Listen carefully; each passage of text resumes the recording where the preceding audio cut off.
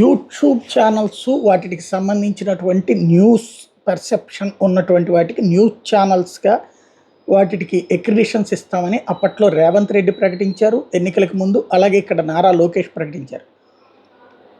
వాస్తవంగా ఇక దగ్గరకు వచ్చేసింది, ఇది సెప్టెంబర్ వచ్చేసింది కాబట్టి అక్టోబర్, నవంబర్, డిసెంబర్కి ఎక్రిడిషన్ సెట్ చేయాల్సి ఉంటుంది.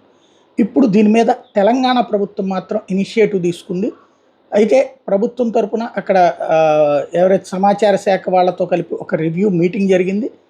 అందులో శ్రీనివాసరెడ్డి ప్రెస్ అకాడమీ చైర్మన్ నాయకత్వంలో అక్కడ చెప్పుకొచ్చింది ఏంటంటే, సబ్స్క్రైబర్ బేస్ కాకుండా కంప్లీట్గా న్యూస్ బేస్డ్గా ఉన్నటువంటి యూట్యూబ్ ఛానల్స్ని న్యూస్ ఛానల్స్ కింద పరిగణించాలని, అదే సందర్భంలో జిఎస్టీ రిజిస్ట్రేషను ఇట్లాంటి వ్యవహారాలు చూడాలన్నటువంటిది ప్రతిపాదన వచ్చింది. అయితే యూట్యూబ్ది న్యూస్ ఛానల్ కాదా అన్నటువంటిది డిసైడ్ చేసేటటువంటి అధికారం మామూలుగా కేంద్ర రాష్ట్ర ప్రభుత్వాలకు ఉండదు కాబట్టి జిఎస్టీ లాంటి ఫార్మాలిటీని ముందు పెట్టడం బెటర్ అన్నటువంటి కాన్సెప్ట్ని, అలాగే మరికొన్ని రిజిస్టర్ చేయాలి అన్నటువంటిది, అంటే ఈ తపాలా రిజిస్ట్రేషన్ ఇట్లాంటివి చేయాలి లాంటి కార్యక్రమం నడిచింది. అయితే ఫైనల్ డెసిషన్ ఏం తీసుకోలేదు.